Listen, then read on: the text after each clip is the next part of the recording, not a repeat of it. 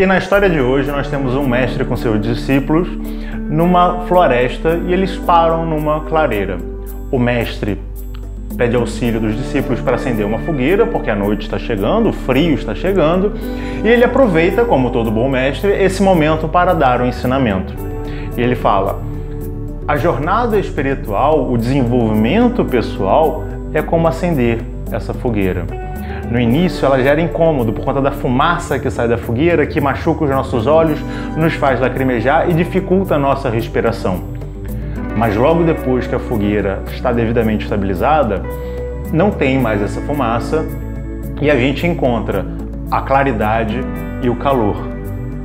Então o discípulo pergunta: mas mestre, e se alguém acender a fogueira por nós? E assim ele evita que a gente passe pela... Tá indo de boa, né? Faz sentido. A gente não precise passar pela fumaça. E aí o mestre comenta: esse é um falso mestre. Porque ele, da mesma forma que ele acende a fogueira e não te ensina a acender a fogueira, a qualquer momento ele pode apagá-la e ir embora. E aí você vai ficar no escuro, sem a fogueira para te iluminar. E aí? Então, é interessante, né?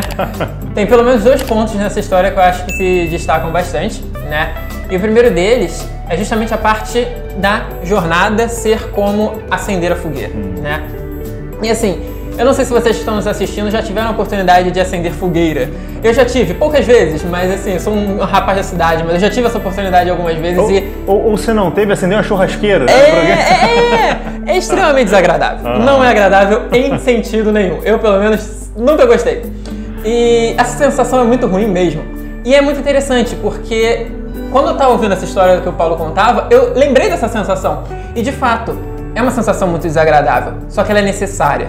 Quando a gente entende que acender aquela fogueira vai nos possibilitar termos calor e luz, ou seja, termos aquilo que a gente precisa dentro daquele ambiente, que é um ambiente escuro, um ambiente frio, um ambiente hostil, vale a pena passar pelo perrengue que vai nos levar àquele lugar. A jornada espiritual, muitas pessoas dizem que a jornada espiritual é maravilhosa, é só flores, e é verdade, ela é maravilhosa, mas depende da perspectiva da qual você está olhando. Se você está pensando que é algo maravilhoso é algo que não vai ter problemas, que não vai ter perrengues, que não vai te dar dor de cabeça, comece a pensar diferente agora. Porque a jornada espiritual é uma jornada que, na verdade, ela certamente vai te trazer muitos perrengues e muita dor de cabeça. Ah, então para que eu vou fazer isso então, masoquismo? Não, perrengue e dor de cabeça você vai ter sempre, em todos os caminhos da sua vida. Querendo ou não, eles estão lá. Querendo ou não, eles estão lá. E eles estão lá não porque a vida é ruim, mas porque eles estão ali para te ensinar alguma coisa. Mas você sempre vai tê-los. A questão é, você pode passar por esses perrengues e no final ter luz e calor, ou você pode simplesmente passar por esses perrengues e no final ter sombra e frio. É uma escolha. A escolha do discípulo, a escolha do caminho espiritual é justamente a escolha para você poder alcançar todas essas benesses, sabendo que você terá que, para isso, enfrentar muitas dificuldades. A gente pode fazer por uma questão mais psicológica, que é, a partir do momento que eu quero me melhorar, eu preciso lidar com os meus demônios, eu preciso lidar com as minhas sombras. Naturalmente, lidar com essas sombras não vai ser agradável, vai ser como a fumaça, vai ser algo desagradável, vai ser algo que vai me incomodar, vai ser algo que vai me fazer lacrimejar, atrapalhar minha respiração. Mas, no final das contas, vai valer a pena, porque a partir do momento que eu vencer essas sombras, que eu vencer essa fumaça, eu vou conseguir usufruir daquilo que o fogo pode me dar. Um outro ponto dentro dessa questão é a postura do próprio mestre, né? Ou do pseudo-mestre, né? A gente vai encontrar dentro desse cenário alguns casos. O caso mais clássico é daquele que quer vender efeitos, mas na verdade ele não está fazendo nada, ele não está ensinando nada a ninguém. Ele utiliza determinados jargões, ele utiliza determinadas coisas que caem no senso comum e até tem um fundo de verdade, mas não é praticado daquela forma, como as pessoas falam aí, vamos vibrar na frequência da prosperidade. Ah, meu filho, desculpa, você não vai vibrar na frequência da prosperidade e por conta disso você não vai ganhar dinheiro, né? Não é assim que funciona.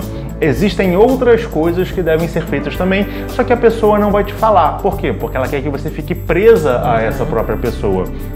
E ao ficar preso a essa pessoa, quem está vibrando na frequência da prosperidade é ela e não você, né? Ela está te convidando para um modo de vida egípcio, né? Construir pirâmides, construir modelos econômicos não sustentáveis que dependem da entrada de mais pessoas. Ou seja, ele não está te ajudando em nada, ele é um falso mestre. Mas existe também uma outra postura, a postura da pergunta do discípulo, que ele falou: mestre, mas e se eu procurar alguém que acende a fogueira por mim? Dependendo do cenário, é importante mesmo que você tenha essa pessoa, porque você não está em condições ainda de se desenvolver. Você está tão massacrado que você precisa que alguém te dê um abraço, te ajude e te bote para caminhar. Mas logo em seguida, ele deve te ensinar a acender a fogueira. Ele deve te ensinar a trilhar esse caminho, porque senão você sempre estará dentro da escuridão, porque você dependerá da presença física daquela pessoa constantemente. No momento em que você aprende a acender a fogueira, não significa que você precisa sair de perto do seu mestre e nunca mais entrar em contato com ele. Não, você pode continuar porque ele vai ter outras coisas para te ensinar, e mesmo que ele não tenha nada para te ensinar, vamos colocar isso aí entre muitas aspas, porque a gente sempre tem alguma coisa a aprender, né? Você pode apenas conviver com ele porque você tem uma relação boa ali, né? Você está conversando... Não é, né? Não é uma coisa tão pragmática, utilitarista assim, né? Relação mestre-discípulo. Não me serve mais, joga fora, né? Não é assim que funciona. Mas tem a própria questão daquilo que você procura. Muitas das vezes a gente procura um mestre, a gente procura um oráculo, a gente procura um pai de santo, uma entidade ou qualquer outra coisa, para ele nos dar uma resposta que a gente quer e não necessariamente a resposta que a gente precisa. E isso é importante que a gente preste atenção quando a gente vai buscar as coisas na nossa vida. A gente está buscando isso porque eu preciso resolver essa questão ou porque eu quero me iludir, porque eu quero alimentar o meu ego em relação a uma determinada questão. Vamos supor, terminamos um relacionamento, né? Aí eu vou lá no oráculo e falar: mas fulano me ama, mas fulano faz isso. Por que fulano terminou comigo? É porque ele está com um problema, ele está com alguma outra coisa? Eu não paro para pensar que talvez o problema também esteja na minha conduta. Eu não paro para pensar que o término do relacionamento também pode ter sido causado por mim. E aí, por não pensar nessas coisas, mesmo que eu não volte, ou mesmo que eu volte com aquela pessoa, eu estarei cometendo os mesmos erros do passado e terei a mesma conclusão. E talvez até pior, porque as coisas estão acumulando, né? Uhum. E aí, quando você vai se relacionar com uma outra pessoa, o que você faz? Você vai cometer os mesmos equívocos de maneiras diferentes, porque é uma pessoa diferente, mas você vai novamente pisar na bola e vai gerar problema. Você nunca vai perceber a sua parcela de responsabilidade.